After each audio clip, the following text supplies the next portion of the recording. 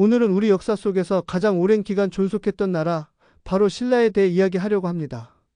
신라는 무려 약 1000년 동안 존속한 왕국으로 고대 삼국 시대부터 통일 이후 그리고 후삼국 시대까지 장구한 역사를 자랑하는 나라입니다. 영상을 끝까지 시청해주시고 구독과 좋아요 부탁드립니다. 신라의 시작과 초기 역사. 신라의 역사는 지금의 경상도 지역, 특히 경주를 중심으로 시작되었습니다. 기록에 따르면 기원전 57년에 박혁거세라는 인물이 여러 부족의 추대를 받아 사로국이라는 나라를 세운 것이 신라의 시작입니다. 초기에 신라는 6개의 시족 집단, 즉 6부족이 느슨하게 연합한 형태로 출발했습니다. 이러한 부족 연합체는 점차 중앙 집권적인 체제로 발전하게 되며 왕권이 강화되는 과정 속에서 신라는 본격적인 고대 국가로 성장하게 됩니다. 초기 왕들은 박씨, 석씨, 김씨가 교대로 왕위를 차지했지만 시간이 흐르면서 김씨 왕통이 정착되며 왕권이 안정화되기 시작했습니다. 특히 내물왕 시대부터 김씨가 본격적으로 왕위를 계승하면서 왕실이 더욱 공고해졌습니다.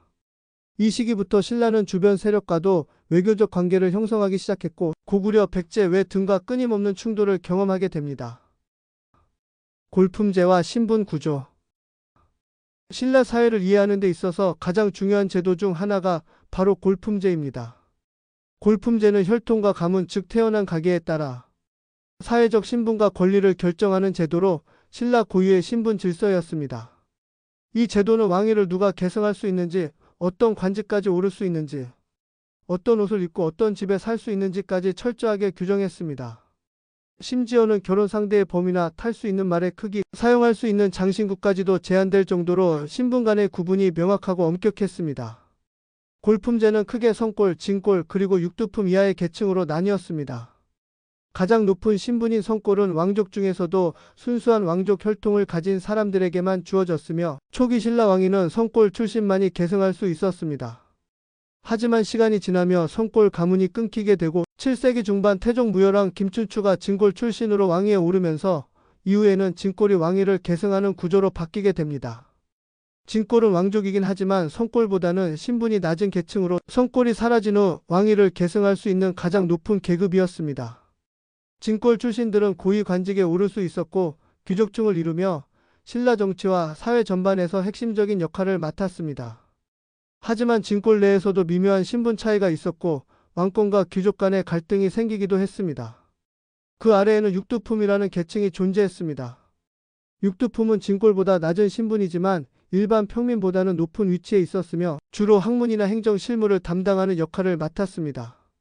신라의 뛰어난 학자나 외교관, 승려들이 대부분 육두품 출신이었습니다. 하지만 이들은 아무리 능력이 뛰어나도 일정 관직 이상으로는 승진할 수 없었고 왕위 계승은 물론 고위 귀족으로의 진출도 불가능했습니다. 이처럼 육두품 계층은 능력과 사회적 위치 사이의 괴리 속에서 많은 한계를 겪어야 했습니다. 골품제 아래에는 평민과 노비 계층이 존재했습니다. 평민들은 농사를 짓거나 공역에 동원되며 국가의 기본적인 경제를 지탱하는 역할을 했습니다. 그 아래의 노비는 주로 귀족이나 왕실에 속한 사람들이었으며 사회적 이동이 거의 불가능한 계층이었습니다. 골품제는 신라의 정치적 안정을 유지하는 데 어느 정도 기여했지만 시간이 지날수록 그 폐쇄성과 경직성 때문에 사회 발전을 가로막는 걸림돌이 되었습니다. 특히 하급 귀족과 육두품 출신 인재들이 관직 승진에서 배제되면서 불만이 누적되었고 이것은 신라 말기 혼란의 한 배경이 됩니다. 골품제는 결국 신라의 중앙 집권 체제가 무너지면서 함께 사라지게 되지만 그 영향력은 오랜 시간 동안 사회 구조에 깊게 남아 있었습니다. 진흥왕의 정복 활동과 화랑도의 성장. 신라의 중흥기를 이끈 대표적인 왕 중 한 명은 바로 진흥왕입니다. 진흥왕은 6세기 중반 신라의 제24대 왕으로 즉위하여 신라의 국력을 크게 키우고 영토를 넓히는 데 결정적인 역할을 했습니다. 그의 제2기간은 신라 역사에서 가장 활발한 정복 활동이 이루어졌던 시기로 평가받고 있으며 이후 삼국 통일의 기반을 닦은 중요한 시기이기도 합니다. 진흥왕은 제2초기부터 적극적으로 외교와 군사 전략을 펼쳐나갔습니다.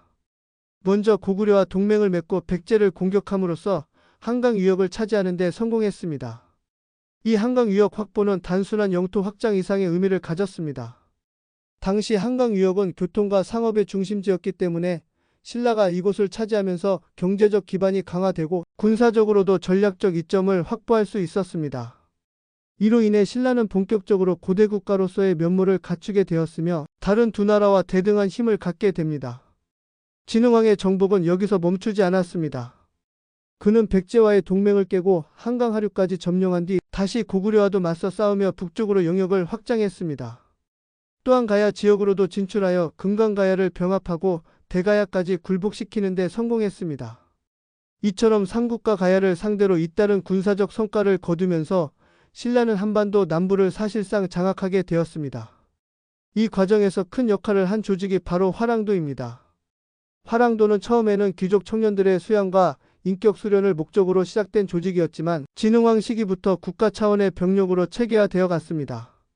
화랑들은 무예뿐 아니라 학문, 예절, 충성과 효 등 다양한 덕목을 교육받았고 국가가 필요할 때는 군사적 역할도 수행했습니다.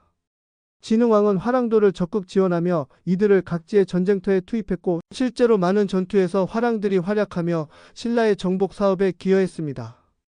이처럼 진흥왕의 대외 정복과 화랑도의 성장은 서로 맞물려 시너지를 이루었습니다. 화랑도를 통해 충성심 있고 유능한 인재들이 길러졌고 이들이 진흥왕의 정책을 실행하는 주축이 되면서 신라는 정치, 군사 양면에서 큰 도약을 이루었습니다. 결과적으로 진흥왕 시대는 신라가 고대 국가로서의 틀을 완성하고 삼국 통일을 위한 토대를 마련한 결정적인 시기였다고 할 수 있습니다. 삼국 통일과 그 이면 신라는 당나라와 외교적으로 연합하여 백제를 먼저 무너뜨립니다. 백제 의자왕이 항복한 해는 660년이며 이는 신라가 삼국 중 가장 먼저 한 축을 제거하는 데 성공했다는 의미를 가집니다. 이후 고구려 정벌은 조금 더 시간이 걸렸지만 668년 결국 고구려도 멸망하게 되면서 신라는 실질적인 한반도 통일을 이뤄냅니다. 하지만 이 통일은 완전한 자주 통일이라고 보기는 어렵습니다. 당나라와의 협력으로 얻은 결과였기 때문에 당의 간섭이 뒤따랐습니다. 당나라는 한반도 북부 지역에 행정구역을 설치하고 신라와의 공동 지배를 시도했으나 신라는 이에 반발하여 나당 전쟁을 벌입니다. 결국 신라는 당나라 세력을 한반도 밖으로 몰아내는 데 성공하고 남쪽 지역에서 통일 국가로서의 지위를 공고히 합니다. 이후 신라는 통일 신라시대에 접어들며 문화적으로 가장 찬란한 시기를 맞이하게 됩니다. 신라 말기의 혼란과 붕괴. 하지만 시간이 지나면서 신라는 점점 그 내부에서부터 무너지기 시작합니다. 무엇보다도 골품제의 폐쇄성이 큰 문제였습니다. 신분 상승의 기회가 거의 없었기 때문에 유능한 인재들이 사회적으로 설 자리를 잃게 되었고 지방에서는 새로운 세력들이 등장하게 됩니다. 귀족들은 사치와 부패에 빠졌고 농민들은 점점 삶이 어려워지면서 반란이 곳곳에서 일어나기 시작합니다. 9세기에는 원성왕, 헌덕왕, 흥덕왕 등 여러 왕들이 짧은 기간 안에 교체되며 정치적 불안정이 심화되었고 수도 경주조차 권위를 잃어가기 시작했습니다. 이러한 가운데 지방 호족들이 독자적으로 세력을 키우며 사실상 반독립적인 권한을 행사하게 됩니다. 후백제의 견훤과 후고구려의 궁예가 이런 혼란한 틈을 타서 새로운 나라를 세우며 후삼국 시대가 시작됩니다. 결국 신라는 더 이상 전국을 통치할 수 없는 상태에 이르렀고 마지막 왕인 경순왕은 고려 태조왕건에게 항복하며 천년왕국 신라는 역사의 뒤안길로 사라지게 됩니다. 이 시기는 935년으로 신라의 공식적인 멸망 시점으로 기록되어 있습니다. 영상을 끝까지 시청해 주셔서 감사합니다. 구독과 좋아요는 영상 제작에 큰 힘이 됩니다.